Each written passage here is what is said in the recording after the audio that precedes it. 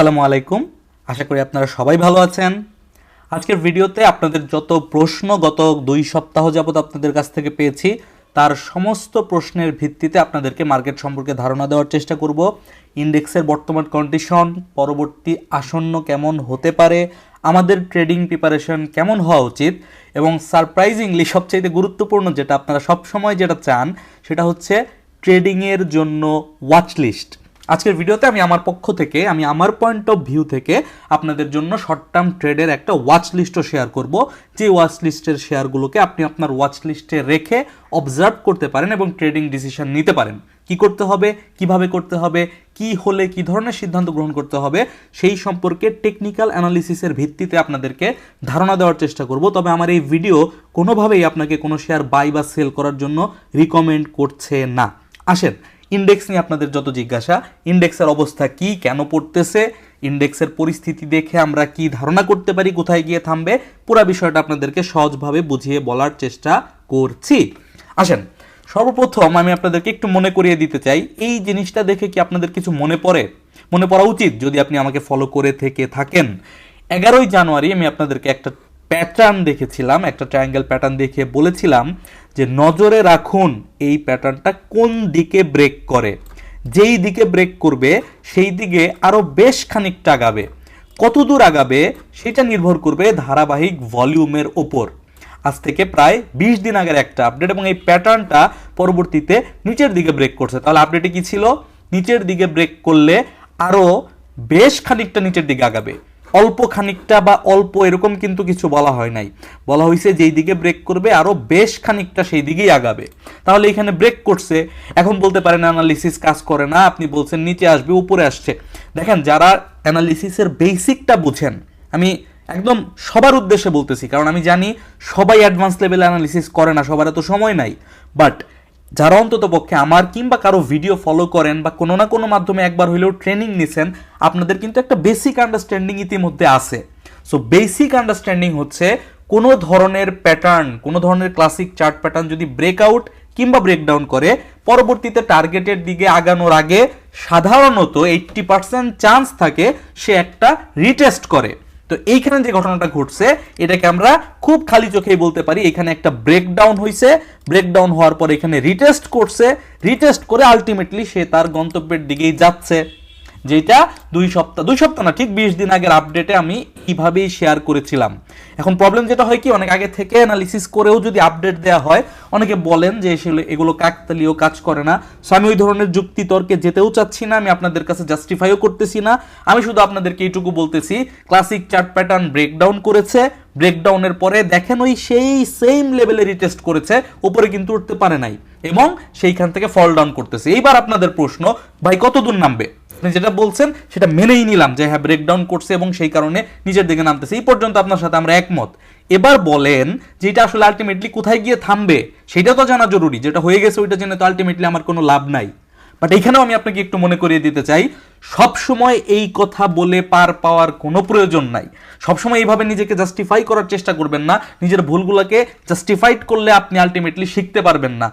এখানে কি হয়ে গেছে সেটা প্রয়োজন নাই, কিন্তু এইখানে কি হইলে কি হবে সে আপডেটটা আগে থেকে দেওয়া ছিল, তাহলে আপনি কেন কনফিউশনের মধ্যে আছেন?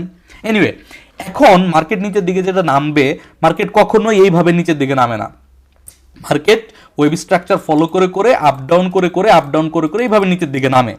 এখন মার্কেট আলটিমেটলি ডাউন ট্রেন্ডে আসে, নিচের দিকে নামতেছে এবং নিচের দিকেই তার গন্তব্য এখনো পর্যন্ত দেখাচ্ছে। বাট মূল ব্যাপারটা হচ্ছে এইখান থেকে যে টানা একটা শার্প ফল আপনি দেখবেন, যেমনটা এইখানে দেখেছিলেন, এরকম টানা শার্প ফল এখন আর হবে না, কারণ এইখানে ডাউনফলের ওয়েব 3 যেটা ছিল সেটা শেষ হয়ে গেছে। সো এখন নিচের দিকে যেটা আসবে সেইটাতে নতুন করে আপনি এত বড় শার্প কারেকশন আর দেখতে পারবেন না। খেয়াল করলে দেখবেন যে ভলিউমগুলো একটু একটু কম হচ্ছে, মার্কেট পরে 30 point, 20 point, 15 point, 35 point correction হয়, কিন্তু 70 পয়েন্ট কারেকশন, 60 পয়েন্ট কারেকশন যেটা ইতিপূর্বে আমরা দেখেছি কয়েক মাস আগে, সেইটা আপনি দেখবেন না। সো এখন মার্কেটের আমাদের অবজারভেশন হচ্ছে মার্কেট এইখান থেকে একটু উপরে ওঠার পসিবিলিটি আছে এবং উপরে ওঠার পর আলটিমেটলি মার্কেট আবার নিচের দিকে নামবে। কত দূর পর্যন্ত নিচের দিকে নামবে? আপনি যদি বেসিক অ্যানালিসিস করেন একদম বেসিক লেভেলে, তাহলে মার্কেটের মিনিমাম নিচের দিকে নামার গন্তব্য হচ্ছে এই যে জোনটা এখানে সে কভার করেছে প্যাটার্নের মধ্যে, এই জোনটা হচ্ছে মার্কেটের মিনিমাম কারেকশন লেভেল। আমি একটা দাগ দিয়ে দিচ্ছি যাতে আপনারা সহজে বুঝতে পারেন। এইটা হচ্ছে মার্কেটের minimum correction level. But market যদি অ্যাকুরেট অ্যানালিসিসে যেটা বলে, ইমোশনকে ত্যাগ করে আমি কি মনে করতেছি আই ডোন্ট কেয়ার, আপনি কি মনে করতেছেন আই অলসো ডোন্ট কেয়ার, এই কনসেপ্টে আমি যদি শুধুমাত্র চার্টের ভাষা রিড করার চেষ্টা করি, তাহলে লজিক্যালি এতটুকু পর্যন্ত কারেকশন হওয়ার সুযোগ থাকে। আমি আবারও বলছি, এই কারেকশনটা এতটুকুই হবে সেটার গ্যারান্টি আমি দিচ্ছি না। আমি টু বি অনেস্ট এটা জানিও না যে এতটুকুই কারেকশন হবে কিনা, বাট চার্ট প্যাটার্নের লজিক বলে এটা একটা বিয়ারিশ ফ্ল্যাগ প্যাটার্ন ক্রিয়েট হয়েছে, ব্রেকডাউন হয়ে রিটেস্ট করে নিচের দিকে নামতেছে। সো এইটা এত দূর পর্যন্ত এক্সটেন্ড হইলেও হইতে পারে। যদি কোনো কারণে এত দূর পর্যন্ত এই প্যাটার্নটা এক্সটেন্ড হয়, তাহলে মার্কেটে একটা ডাবল বটম প্যাটার্ন আমরা এখানে পাবো, যেটা লং টার্মে বাজার রিকভারির একটা সিগন্যাল আমাদেরকে দেয়। রিকভারি বলতে এখান থেকে এইটুকু উঠবে এটা না, মানে ফাইনালি ইউটার্ন নিয়ে বাজার উপরের দিকে ওঠা শুরু করার একটা আর্লি ইন্ডিকেশন আমাদেরকে দেয়। তবে হ্যাঁ, এই যে এখানেও একটা আমাদের সাপোর্ট জোন থাকবে। সো আমরা যেটা বললাম যে মার্কেট এখন শার্প কারেকশন করবে না, মার্কেট ডাউনে থাকবে, বাট এই ডাউনের মাঝখানেও আপনি ট্রেডিং অপরচুনিটি পাবেন, কারণ ডাউনফলগুলো হবে একটু স্লো সময় নিয়ে। আপনি একটু খেয়াল করেন, দেখেন এখানে 1 2 3 4 5 6 7 8 9 10 দিন ধরে এখান থেকে এই পর্যন্ত নামছে, অথচ এখান থেকে যে নামছে 5200 থেকে এই পর্যন্ত আসছে 5130, মানে 70-80 পয়েন্ট কারেকশন হয়েছে 10 দিন ভরে। তার মানে কি স্লোলি কমতেছে। আবার এখানে 3 দিনে কিছুটা বাড়ছে, এই দিন যদিও বেশি বাড়ছিল, বাট এটাকে আমি স্লো হিসেবেই ধরতেছি। তারপরে আবার 1 2 3 4 5 6 7 8 দিন ধরে সেই 5213 থেকে নিচের দিকে 5112, মানে 100 পয়েন্ট কমতে তার 8 দিন সময় লেগেছে। এটার মানে কি? এটার মানে হচ্ছে কারেকশন হচ্ছে, কিন্তু স্লোলি হচ্ছে। সো যখন মার্কেটে স্লোলি কারেকশন হয়, তখন কিন্তু গণহারে লাল হল্ট হয়ে যাবে, মার্কেটে ব্যাপক রকমের কারেকশন দেখতে পাবেন, পোর্টফোলিও 30% খালি হয়ে যাবে। এরকম ইম্প্যাক্ট এই মুহূর্তে আমরা আশা করছি না, লজিক্যাল না। সো মার্কেট এখন সাইডওয়েজ ভাবে আস্তে আস্তে করে নিচের দিকে নামবে, সময় ক্ষেপণ করবে। এইটুকু উঠতে দেখবেন বেশ কয়েকদিন সময় লাগতেছে, এইটুকু নামতে দেখবেন অনেক কয়েকদিন সময় লাগতেছে। সো এই পুরা জার্নিটা শেষ করতে মার্কেটের হয়তোবা মাস খানেক সময় লাগবে, একাধিক মাস লাগতে পারে। এবং মার্কেট আলটিমেটলি এইখানে সাপোর্ট পায় নাকি এইখানে সাপোর্ট পায়, সেটা আমরা পরবর্তীতে ফলো আপ করবো, কারণ আমি ভবিষ্যৎবাণী করতেও চাই না, আমি ভবিষ্যৎ জানিও না যে এক্স্যাক্টলি এইখানে থামবে নাকি এইখানে থামবে। বাট টেকনিক্যাল অ্যানালিসিসের নিয়মটাই হচ্ছে আমরা ফিউচারটাকে চার্টের বেসিসে প্রেডিক্ট করার চেষ্টা করি যে সম্ভাব্য পয়েন্ট কোথায় হইতে পারে। সেই কোথায় হইতে পারে পয়েন্টটা আমি আপনাদেরকে দেখিয়ে রাখলাম। তবে এবার যদি একটু অ্যাডভান্সের দিকে যাই, মানে আপনাকে তো কিন্তু আমি বেসিক দিয়ে বলতেছি, আমি আরো বিভিন্ন অ্যাঙ্গেলে চেক করি। সেইটা হচ্ছে মার্কেট এই যে বক্সটা আমি আঁকলাম, এই বক্সের মধ্যবর্তী কোনো একটা জায়গা পর্যন্ত, এই পর্যন্ত হইতে পারে, এই পর্যন্ত হইতে পারে, এই বক্সের মধ্যবর্তী কোনো একটা জায়গায় এসে মার্কেটের কারেকশন শেষ হয়ে যাবে এবং মার্কেট নতুন করে এই সাপোর্টটাকে ব্রেকডাউন করে লোয়ার লো তৈরি করবে না। থার্ড প্যাটার্ন আমাদেরকে বলে, মানে আমি যতটুকু স্টাডি করে আজ পর্যন্ত যতটুকু শিখেছি, আমার ভুল হইতেই পারে, সেই শিখার আলোকে আমি আপনাদেরকে বলতেছি, মার্কেট নতুন করে 4900 লেভেলের নিচে নেমে ডাউন ট্রেন্ড নতুন করে তৈরি করার কোনো সম্ভাবনা আমি দেখতে পাচ্ছি না।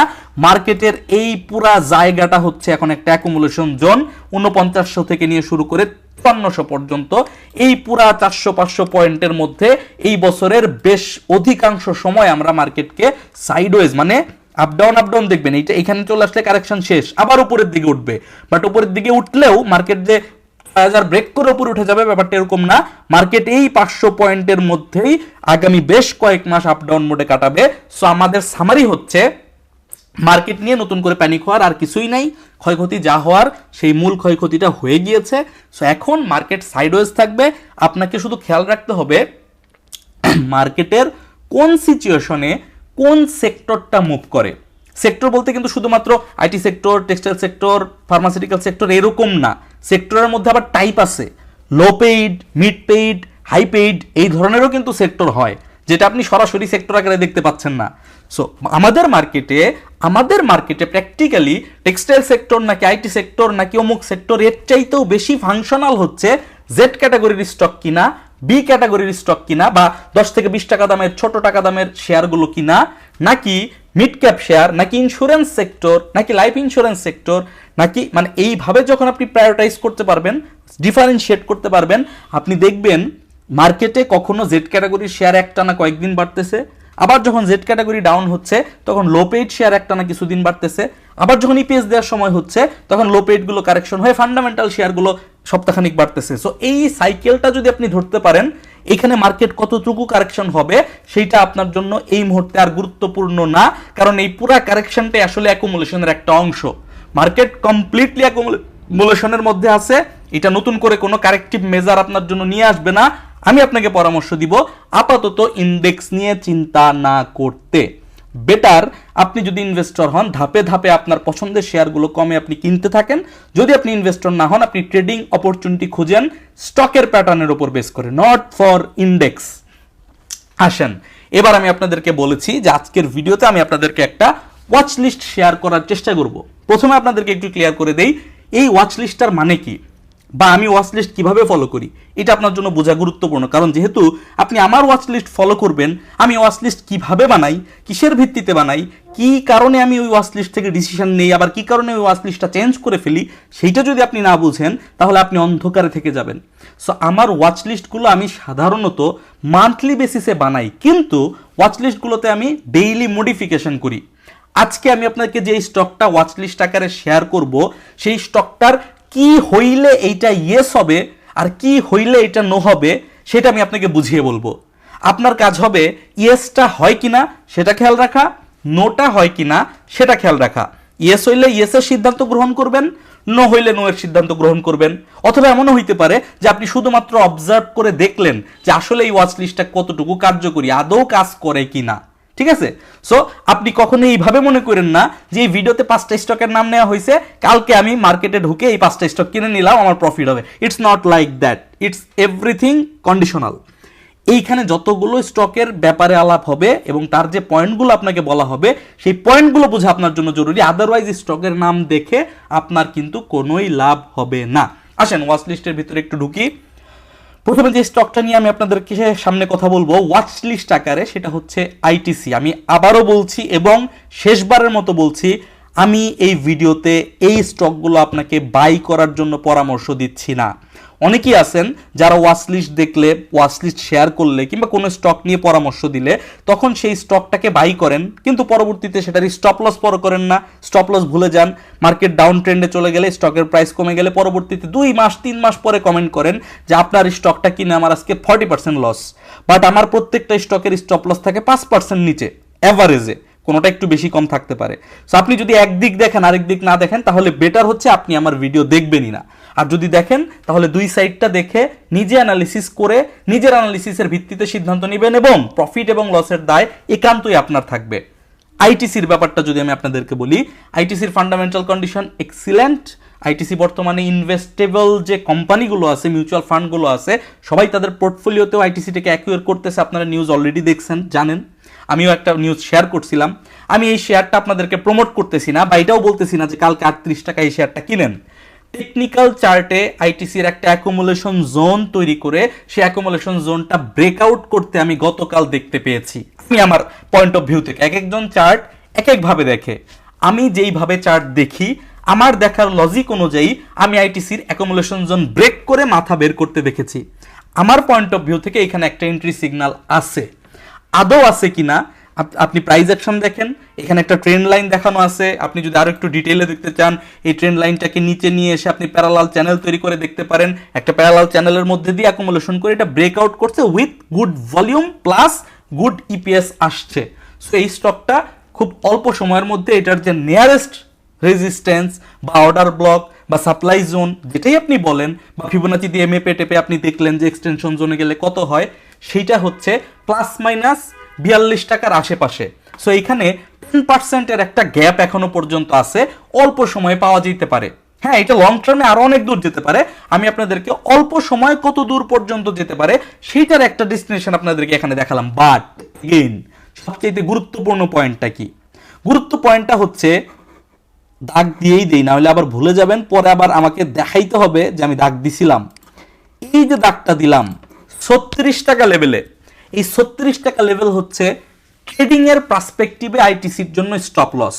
যদি ইনভেস্টমেন্ট পার্সপেক্টিভ হয় তাহলে স্টপ লস দেওয়ার কোনো প্রয়োজন নাই, সেই ক্ষেত্রে আইটিসির প্রাইস ফল করলে নিচের দিকে আরো কালেকশন করা যেতে পারে।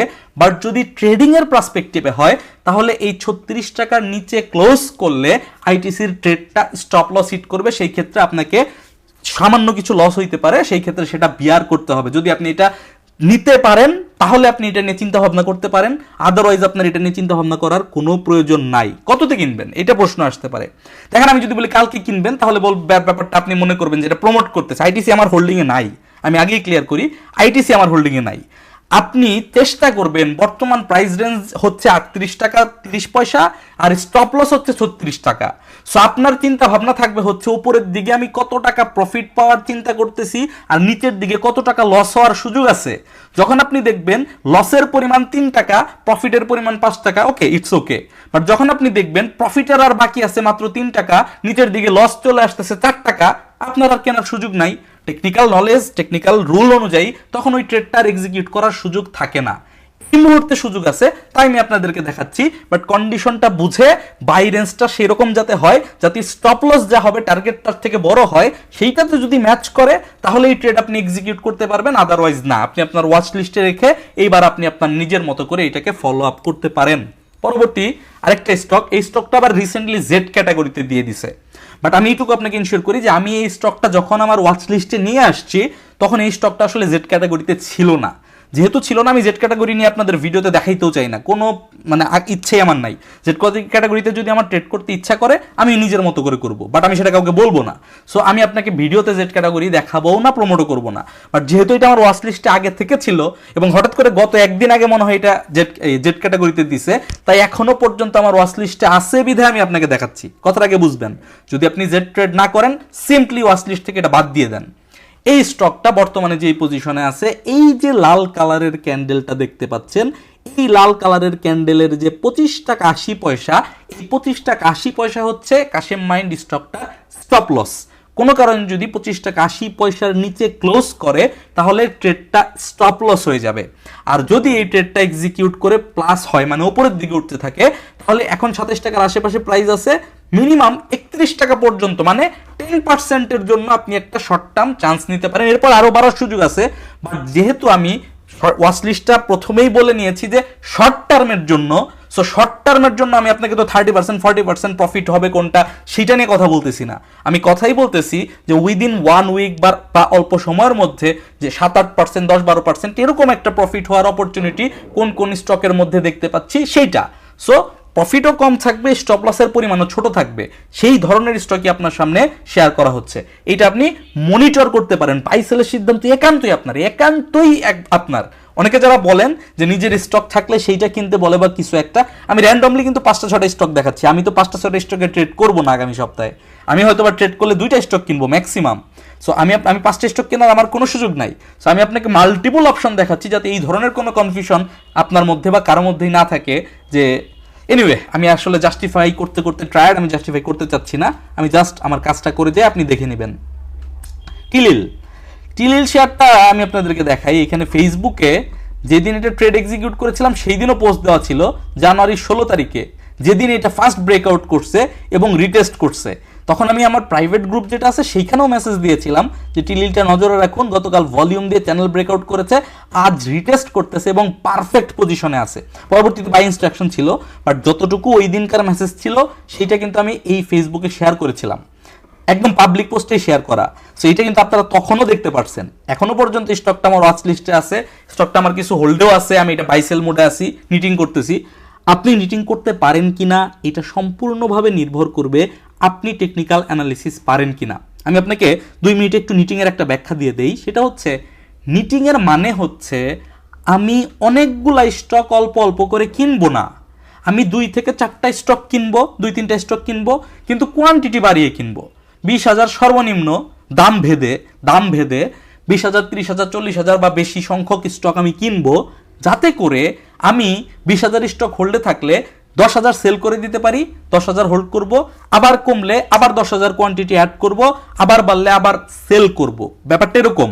সো আপনার যদি কোয়ান্টিটি ট্রেড করার প্র্যাকটিস থাকে এরকম যে আমি 10টা স্টক কিনি, প্রতিটা 2,000 করে কিনি, তাহলে আপনি কোনোদিনও নিটিং করতে পারবেন না।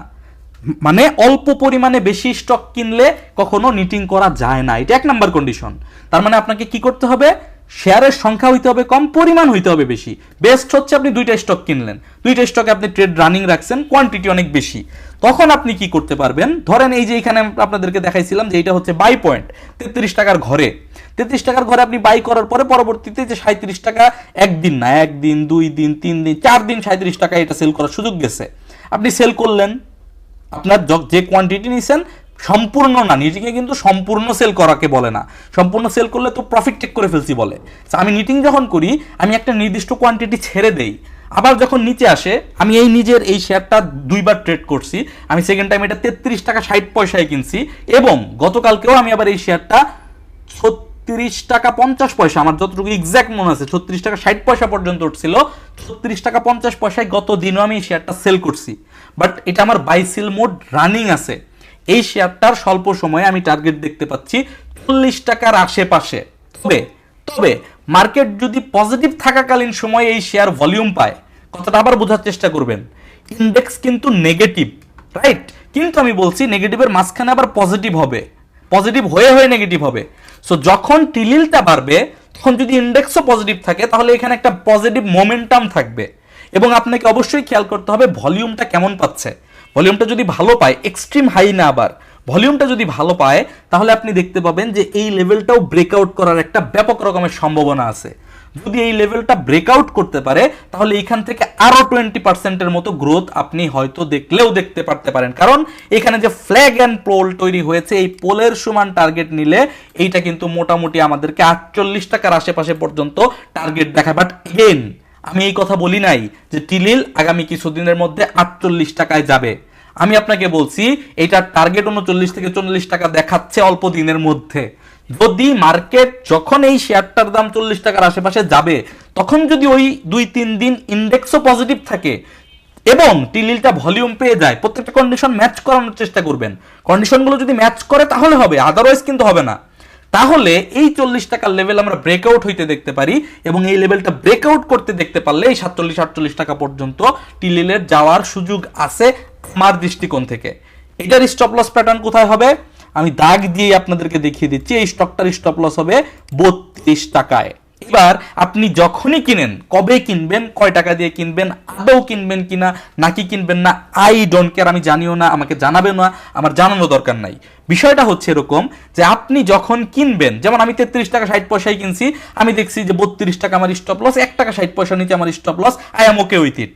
এখন আপনি যদি মনে করেন 36 টাকায় কিনে আপনি ওকে, 4 টাকা নিচে স্টপ লস, ওপরের দিকে 4 টাকা আছে, যদি ব্রেকআউট করে তাহলে এখানে আরো 8 টাকা পাওয়ার সুযোগ আছে আমার জন্য ওকে, তাহলে আপনি তখন 36 টাকায় চিন্তা ভাবনা করতে পারেন। আবার আপনি মনে করেন এভাবেও চিন্তা করতে পারেন যে না, এইখানে তো অর্ধেক দূরত্ব অর্ধেক পার হয়ে গেছে, আর আছেই মাত্র অর্ধেক, তার মানে আমার 50% লস হয়ে যায়, মানে স্টপ লসও আমার 4 টাকা, প্রফিট পাওয়ার সুযোগ আমার 4 টাকা, তাহলে আমি এখন ট্রেড দিব না, আমি এটাকে অবজার্ভ মোডে রাখি। আমি দেখতে চাই যে 40-এর লেভেল ব্রেকআউট করে কিনা, করতেও পারে নাও করতে পারে। যদি এই 40-এর লেভেল ব্রেকআউট করে তারপরে যখন রিটেস্টটা করবে, যেমন এই যে এইখানে ব্রেকআউট করছে করে এই যে রিটেস্টটা করছে, দেখেন ব্রেকআউট করছে, রিটেস্ট করছে, স্টপ লস কিন্তু হয় নাই, এরপর আবার আস্তে আস্তে করে আপ ডাউন করে বাড়তেছে। সো ঠিক তেমনি ভাবে এই 40-এর লেভেলটা ব্রেকআউট করে যখন রিটেস্টটা করবে তখন আপনি এইখানে আবার এন্ট্রি নিতে পারেন। সেই ক্ষেত্রে আপনার এন্ট্রি রিজন হবে 40 টাকার আশেপাশে, স্টপ লস থাকবে 38 টাকার আশেপাশে, টার্গেট হবে 47-48 টাকা, তখন আপনার টার্গেট হবে 6-7 টাকা প্রফিট, নিচের দিকে লস থাকবে 2 টাকা। সো আপনি ওয়াচ লিস্টে রাখেন মানে কি, ওয়াচ লিস্টে তো আপনি আগামী 1 মাস ধরে রাখতে পারবেন। আমি তো আপনাকে 3 দিনের জন্য বলি নাই যে 3 দিন পরে এই ওয়াচ লিস্টটা বাতিল হয়ে যাবে, ব্যাপারটা তো এরকম না। সো আপনি এখন নিজে যখন বাই করবেন, যেই দিন করবেন, যদি করেন, তখন আপনি আগে কনসিডার করে নেবেন যে প্রফিটের রেশিও কতটুকু, এটার ভার্সেস লসের রিস্কটা কতটুকু। এটা যতক্ষণ পর্যন্ত আপনার সুইটেবল রিজনে না থাকবে, আমি যদি একদম বেসিক বলি, 4 টাকা প্রফিট হইলে আমি 2 টাকা লস অ্যাকসেপ্ট করি, এর বেশি না। যদি 8 টাকা প্রফিট দেখি আমি 4 টাকা নিচে স্টপ লস রাখবো, এর বেশি না। সো এইটা যদি আপনি ম্যাচ করতে পারেন কেনার সময় তাহলে আপনি ওকে, আদারওয়াইজ নট। আশা করি আমি আপনাকে ক্লিয়ারলি বুঝাতে পেরেছি। এরপরে যে স্টকটি আমার চোখে দেখতে পাচ্ছি সেটা হচ্ছে আইটি সেক্টর একটা স্টক, আইএসএন এলটিডি। অনেকে আবার একটা জিনিস বলতে পারেন যে ভাই আপনি আইটিসি দেখাইলেন একটা ভালো ফান্ডামেন্টাল স্টক, এখন আবার আইএসএন এলটিডি দেখাচ্ছেন, এটা তো ফান্ডামেন্টাল স্টক না, এটা তো ইপিএস ভালো না। আমি আপনাকে একটা পয়েন্ট আগেই ক্লিয়ার করে দেই, আপনারা যারা ইনভেস্টার, আমি উইলিংলি নিজের থেকে খুশি মনে দায়িত্ব নিয়ে আপনাদেরকে বলছি, আপনারা আমার ভিডিও এত বেশি ফলো করেন না। এর কারণ হচ্ছে আমি নিজে কিন্তু ইনভেস্টর না। যেহেতু আমি ইনভেস্টর না, আমার কাছে ইনভেস্টমেন্টের এক্সপিরিয়েন্সটা নাই। যেহেতু আমি একজন প্রফেশনাল ট্রেডার, আমার কাছে ট্রেডিংয়ের এক্সপিরিয়েন্সটা আছে। সো আমি ভিডিওর মধ্যে কিন্তু ট্রেডিংয়ের এক্সপিরিয়েন্সটাই শেয়ার করতে পারি, এবং আমি ট্রেডিংয়ের জন্য যে সমস্ত কনসেপ্ট ব্যবহার করি সেগুলো আপনাদেরকে শেখানোর বোঝানোর চেষ্টা করি। আমি কিন্তু ইনভেস্টমেন্টের কনসেপ্ট জানি, কিন্তু সেটা কিন্তু নিজে মানি না। সো যেহেতু আমি শুধু জানি কিন্তু আমি নিজে এক্সপিরিয়েন্স করে সেইটাকে আয়ত্ত করে সেটার রেজাল্ট ভোগ করি নাই, সো সেইটা আপনি আমার কাছ থেকে এক্সপেক্ট করলেও বেটার রেজাল্ট আহামরি পাবেন না। আমার দেখা মতে আমি যত ভিডিও দেখে শিখেছি, দেখেছি, যাদেরকে চিনি, তাদের মধ্যে ইনভেস্টমেন্ট উইথ কবির এই চ্যানেলটাতে ফান্ডামেন্টাল নিয়ে ভালো কথাবার্তা বলা হয়। আপনার যদি ইনভেস্টমেন্ট কনসেপ্ট ভালো লাগে তাহলে আপনি ওই চ্যানেলটা ফলো করে ওখান থেকে জ্ঞান অর্জন করতে পারেন। সো আমি যখন ট্রেডিং পার্সপেক্টিভে চিন্তা করি, আমার কাছে trading is only a number. আবারও বলছি, trading is only a number, nothing about fundamental. এখানে ফান্ডামেন্টালের কোনো হিসাব নাই। আমাকে শুধু হিসাব রাখতে হবে ফান্ড ম্যানেজমেন্ট, মানে মানি ম্যানেজমেন্ট যেটাকে বলেন, আরেকটা হচ্ছে ট্রেডের রিস্ক ম্যানেজমেন্ট, রিস্ক রেওয়ার্ড রেশিওটা যাতে ঠিক থাকে। অর্থাৎ আমি কেনার সময় কয় টাকা নিচে স্টপ লস আর কয় টাকা উপরে প্রফিট, সেইটা আমাকে ফিক্স জানা থাকতে হবে। এনিওয়ে, তো এইখানে আইএসএন এলটিডিটা একটা ট্রায়াঙ্গেল প্যাটার্ন তৈরি করে ব্রেকআউট করেছিল। যারা আপনারা বলেন মনে করেন এই দেশের বাজারে অ্যানালিসিস কাজ করে না, আপনাদের কাছে একটা প্রশ্ন করলাম যে এই যে প্যাটার্নটা তৈরি করছে, প্যাটার্নটা ব্রেকআউট করলো, তাহলে অ্যানালিসিস যদি কাজ না করে ব্রেকআউট করার পরের দিন এটা হল্ট হইলো কেন? হল্ট বাদ দেন, মানে এত বড় ভলিউম দিয়ে এত বড় প্রাইস মুভমেন্ট দিল কেন? 3 দিনের মধ্যেই এখানে আমার প্রাইস 30 টাকা 50 পয়সা থেকে 43 টাকা পর্যন্ত উঠলো কেন? ব্রেকআউটের যদি কাজই না করে তাহলে এই স্পিডটা আসলো কই থেকে, তাই না? এনিওয়ে, আমি আমার অবজারভেশনগুলো শেয়ার করতেছি, বিশ্বাস করার জন্য আপনি বাধ্য নন, আপনি আপনার মতো করে সিদ্ধান্ত নেবেন। বর্তমানে আইএসএনএলটিডি একটা অ্যাকুমুলেশন জোন ক্রিয়েট করে আরেকটা প্যাটার্ন তৈরি করতেছে। এই প্যাটার্নটা ব্রেকআউটের পরে একটা পজিটিভ প্যাটার্ন বলে আমি মনে করি, আমার এক্সপিরিয়েন্সে আমি ইতিপূর্বে যা দেখেছি। সো আপনারা এই প্যাটার্নটাকে ফলো করতে পারেন। খুবই সিম্পল, খুবই সিম্পল। আপনি এখানে কোনো চ্যালেঞ্জিং কোনো কিছুই নাই। এই যে লেভেলটা দেখতে পাচ্ছেন 38 টাকা ধরেন, 38 টাকা ধরে নেবেন এই স্টকটার জন্য stop loss. Professional stop loss level হচ্ছে এইটা, একদম প্রফেশনাল স্টপ লস লেভেল হচ্ছে এইটা 37 টাকা। বেস্ট হবে হচ্ছে 37 টাকা স্টপ লস ধরা, কারণ এসএমসির যে কনসেপ্টটা আছে, স্মার্ট মানি কনসেপ্ট, যেটাকে ট্র্যাপ ট্রেডিংও বলা হয়, তখন আবার স্টপ লস করে দিয়ে আপনাকে কনফিউজ করে প্রাইস উপরের দিকে মুভমেন্ট করতে পারে। সো সেই জায়গা থেকে নিজেকে সেফ রাখার জন্য আপনি 37 টাকায় স্টপ লস ধরে অবজার্ভ করেন যে এটা ব্রেকআউট করে উপরের দিকে যায় কিনা। যদি ব্রেকআউট করে তাহলে উপরের দিকে 48 টাকা থেকে 51 টাকা পর্যন্ত একটা টার্গেট আপনি অল্প সময়ে পেতে পারেন, ওয়াচ লিস্টে রাখতে পারেন। ট্রেডিং এর সিদ্ধান্ত একান্তই আপনার। আর আমি যেই কনসেপ্টগুলোর উপর ভিত্তি করে আপনাদেরকে বিষয়বস্তুগুলো দেখাই, এই টেকনিক্যাল অ্যানালিসিস যদি আপনি নিজে নিজে করতে আগ্রহী হন, শেখার ইচ্ছা থাকে, তাহলে এই নাম্বারটাতে হোয়াটসঅ্যাপ করতে পারেন। আমি আপনাদেরকে টেকনিক্যাল অ্যানালিসিস ট্রেনিং অফার করি, যে ট্রেনিংয়ের আন্ডারে ফান্ডামেন্টাল, টেকনিক্যাল এবং এসএমসি 3টা কনসেপ্টই আপনাদেরকে পুরোপুরিভাবে শিখিয়ে দেওয়া হয়। আগ্রহ থাকলে যোগাযোগ করতে পারেন, না করলেও অসুবিধা নেই। আমি যেহেতু অফার করি, আমি আপনাদেরকে শেয়ার করে রাখলাম। আর আপনারা যদি আমার সঙ্গে কেউ প্রাইভেটলি ট্রেড করতে চান, আমাদের ট্রেডিং গ্রুপে জয়েন করার জন্য এই সেম নাম্বারটাতে আপনি হোয়াটসঅ্যাপে মেসেজ করতে পারেন, আপনাকে বিস্তারিত জানিয়ে দেওয়া হবে। এরপর লাস্ট ওয়াচ লিস্ট আকারে যে শেয়ারটি আপনাদের সঙ্গে শেয়ার করব সেটা হচ্ছে স্ট্যান্ডার্ড ইন্স্যুরেন্স। নজরে রাখতে পারেন, বিস্তারিত আর কিছু বলতেছি না। এই স্টকটার স্টপ লস লেভেল হবে 29 টাকা। 29 টাকার নিচে ক্লোজ করলে এই স্টকটা স্টপ লস করবে। যদি এই স্টকটা 29 টাকার নিচে ক্লোজ না করে তাহলে পজিটিভলি ওপরে মুভমেন্ট করার পসিবিলিটিস থাকবে। 37-38 টাকা পর্যন্ত একটা ইনিশিয়াল টার্গেট দেখা যাচ্ছে। সো এখনো পর্যন্ত রিস্ক রিওয়ার্ড রেশিও ঠিকঠাক আছে। প্রাইস অ্যাকশন বুঝে নিজের মতো করে আপনি ওয়াচ লিস্টে রেখে এটা নিয়ে পরবর্তীতে সিদ্ধান্ত গ্রহণ করতে পারেন। That's it, simple. সো আমি আপনাদেরকে 5টা স্টকের বর্তমান চার্ট প্যাটার্নের কন্ডিশন শেয়ার করলাম। যদি ভালো লাগে আপনি জাস্ট একটা কাজ করতে পারেন, এই 5টা স্টককে আপনি আপনার আগামী 2-1 সপ্তাহের জন্য নিজের ওয়াচ লিস্টের মধ্যে যুক্ত করে রাখতে পারেন। এর বাইরেও আপনার স্টক থাকতে পারে, বাট এই 5টা স্টককেও ওয়াচ লিস্টে রাখতে পারেন। আমি আবারও বলছি, আমি এই 5টা স্টকের কোনোটা আপনাকে কিনতে বলতেছি না। আপনি ওয়াচ লিস্টে রেখে নিজের ট্রেডিং সাইকোলজি অনুযায়ী যদি কোনোটার মধ্যে বাই সিগন্যাল খুঁজে পান তাহলে ট্রেড করার চেষ্টা করতে পারেন, যদি না পান অবশ্যই না। আর পাশাপাশি ইন্ডেক্সের অবস্থানটাও খেয়াল রাখবেন, কারণ আমাদের দেশে ইন্ডেক্সের প্রচুর প্রভাব রয়েছে। চেষ্টা করবেন ইন্ডেক্স যে টাইমটাতে 2-3 দিন পজিটিভ থাকে ওই টাইমটাতে ট্রেড এক্সিকিউট করার। আর যখন ইন্ডেক্স টানা নিচের দিকে পড়তেছে ওই টাইমটাতে একটু ট্রেড বন্ধ রেখে ক্যাশ মোডে থাকাটাই সবচাইতে বেস্ট অ্যাপ্রোচ হতে পারে। দেখা হচ্ছে আগামী ভিডিওতে, সে পর্যন্ত সবাই ভালো থাকবেন, সুস্থ থাকবেন। আল্লাহ হাফেজ, আসসালামু আলাইকুম।